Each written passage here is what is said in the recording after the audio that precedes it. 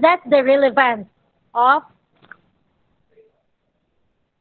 entrepreneurship to organization. Now, let's move on to the factors affecting entrepreneurship.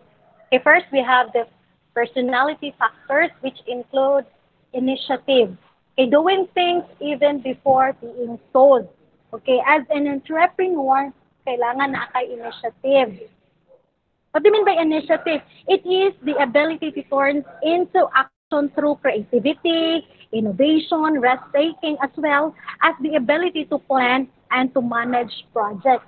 Kaya ingon sila, kung wala kung kay initiative, loading daw. Of course, as entrepreneur, kailangan na kay initiative. Initiative, dito na musunod ang imong pagka-innovate, pagka-creative, pagka-creative. Okay? So, muna siya. Next is proactive. Okay, which means he can classify opportunities and seize it. Okay.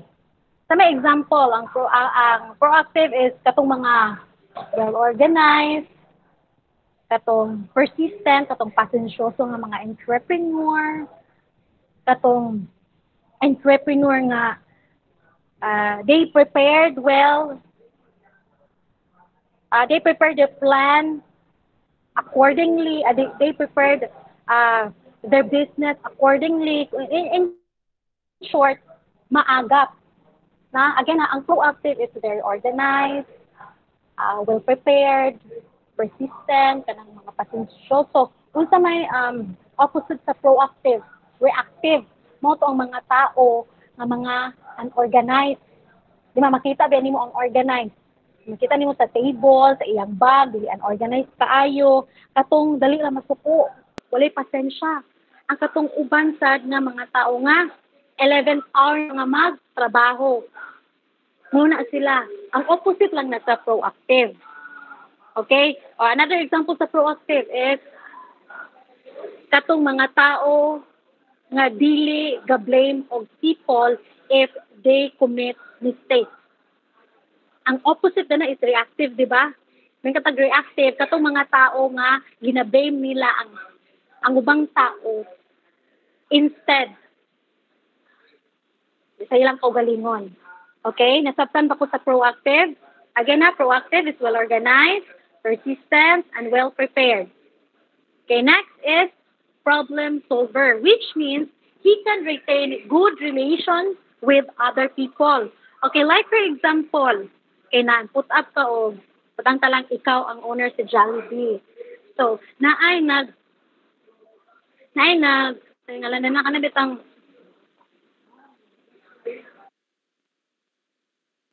okay. So, nagreklamo kay ang chicken daw is gadugo. So, how will you solve that one? Kung naa kay customer nga nagreklamo. Okay, ang imong buhaton is instead na imo pa na siyang yaw-yawan, instead nga imo pa nang investigate, sa imong buhaton diretso mag-offer na lang og something sa iyaha. Imo ba kang i-double ang chicken? Ma'am, imo ba kang libriyo ng iyang family? So dapat problem solver ka. Dili nimo dapat padakuon ang imong problema. Eh, butang ta dito sa mga kauban nimo sa organization sa imong mga tao. Ang imuhang under nimo butang ta sa imuhang mga members is nasayop. Nasayop lang pagkwenta sa kwarta. Imo ba nang diretso ipa-fired? Imo ba nang papahawaon? Of course, you have to take an action through in a positive way. Imong sultian. You have a good connection sa imuhang members, sa imuhang organization. Okay? So, ito siya ang problem solver. Next is a perseverance, meaning he will pursue things to get done regardless of challenges. Now, continue to do or achieve despite the difficulties. O muna ng mga lalaki ba, bisa ng mga lalaki, wala na chance. Alas, sige paghihapog og kuan, sige paghihapog panguyab. Whatever challenges ma-difficult man na or masayon, mo-go lang gihapon, that's what we call perseverance. Diba? Kung magsulod man ko ka sa business, is, kuan kayo risky. So, wala ka kabalo kung kana ba siya mo-boom or dili. So, pag naman times nga, di man gid perfect, no, naman times nga mo, dili siya mo-boom. So, kana siya is, lesson learned na nimo. So, imong buhaton is mugo gihapon ka. Bisan man og madapa na ka, papildi na ka, go gihapon ka. You should have this perseverance. Okay? Next is persuasion. Means that he can entice people to buy even if they don't want to. Mga ang mga tao nga bulatik, bisan no dili ganahan sa imong produkto, hala sige. Anjud ka kanang imo ginang i-persuade. Make them believe. No? Like for example, ang uban bisan no nabitang ang ilang way karon of persuading the people is through Facebook, di ba? Magkuha sila og kanang model nga magkuha sila model dan nga gwapa. Nga kanang nga produkto is pampagwapa daw. Di syempre katong mga maot-maot mo palit gyud kay nauto man siya na napatuo man siya. Okay? That's what we call persuasion. Next is a planner. He makes plan before doing things and does not fail to monitor it. That is why as an entrepreneur, nagina sila business plan daan. Before ka mo put up na planuhon sa nila. Okay? Risk taker. Okay.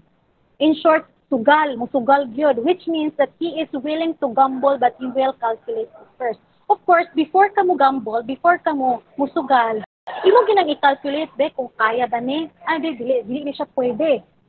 But most of the time, as a risk taker na entrepreneur, 90% gina-fermente nga nasa ilang hunahuna nga boom ang ilahang negosyo. The rest na 10% is negative. Ayaw mo pag risk take nga mas 90% ang negative nga dili mo boom ang imong negosyo kaysa 10% lang. Okay? You should be positive. Nag-put up naman gani ka na positive that ka. Claim it. Nakana siya nga negosyo is mo boom. Okay ba? Nasabtan ba ko? Do you have any questions? Wala, ma'am. Okay. Next, proceed ta sa another nga topic. Okay, common competencies and entrepreneurship. What do you mean by common? Mga karaniwang kakayahan sa negosyo. Okay, first is we have decisive or mapagpasya. An entrepreneur must be firm in making decisions. Kailangan, kung unsay mong decision, strong ka. Dili kay nakita na nakaput up na ka business, nakaplano na ka. Hindi kay nakita nimo sa silingan nimo nga hala. Kanang mas ni boom lagi ito ang iya ha. So ang imong plano, wala o na puto kay gusto nimo awaton sa iya ha. So kung unsa ganin imong plano, mao na to siya. Okay?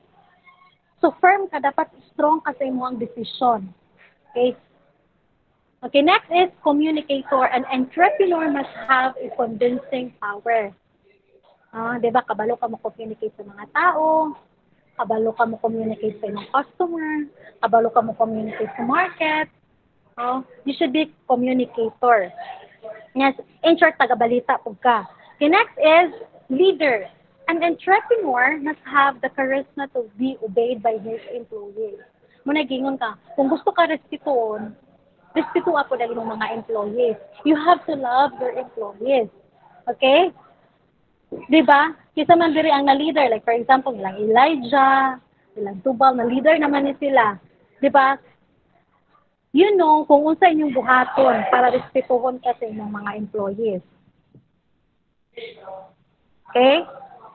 Next is opportunity seeker. An entrepreneur must have the ability to be the first see the business first.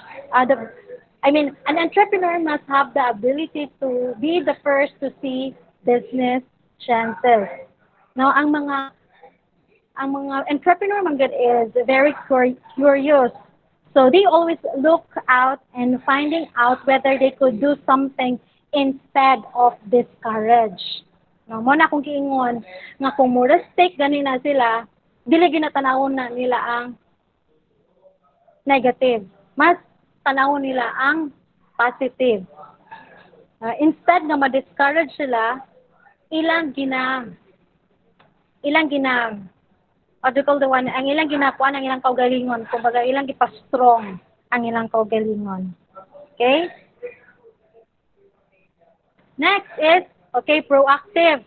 Okay, balik-balik proactive. An entrepreneur can control the situation by making things happen or preparing for possible future problems. Mato kung ginana, well-prepared, persistent, pasensyoso, well-organized. So, mato siya. Example, risk taker. An entrepreneur has the courage to pursue business ideas. Okay.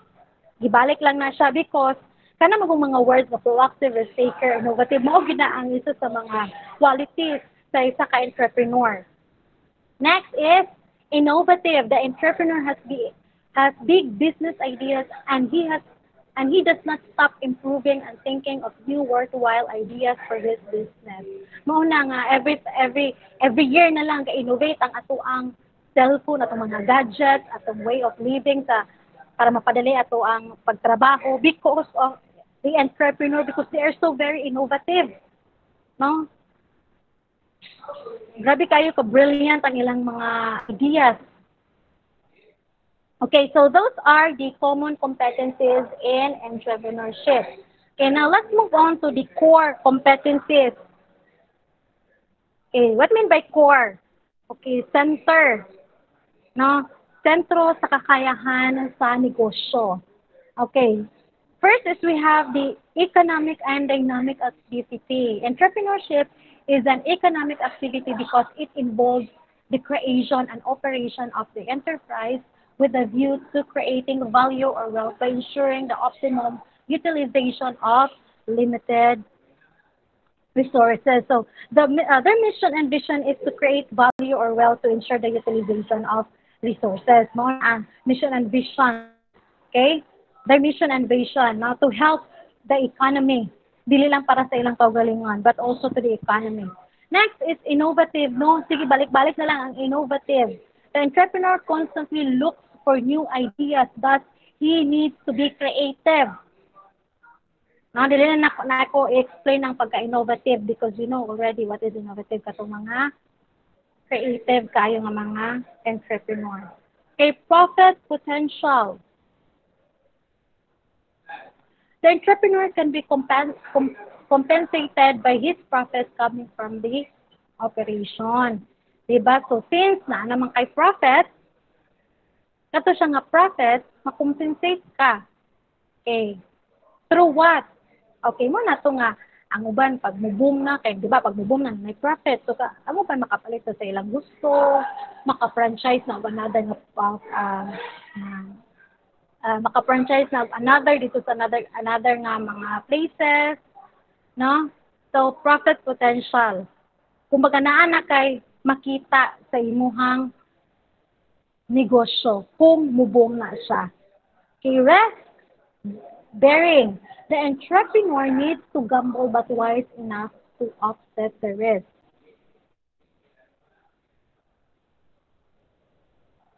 Okay. Again, now the entrepreneur needs to gamble but wise enough to offset the risk. Now, okay, it is also having or sharing responsibility for accepting the losses of projects when it goes wrong. No, kay kailangan kabalo ka mo dala kung kana siya nga business is kung dili na siya mo boom, kailangan kabalo po ka mo da. Kabalo ka mo dala kung saan na nimo pag-boom otro. Okay, that's what you call the risk bearing. Okay, now let's move on to the types of entrepreneur. Okay, before ko ma-proceed, do you have any questions?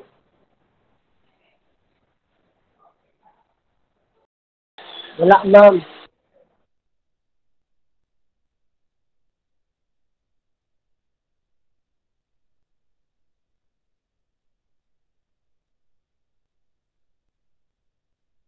Okay, now let's move on. Well, I question now. Let's move on to the types of entrepreneurs.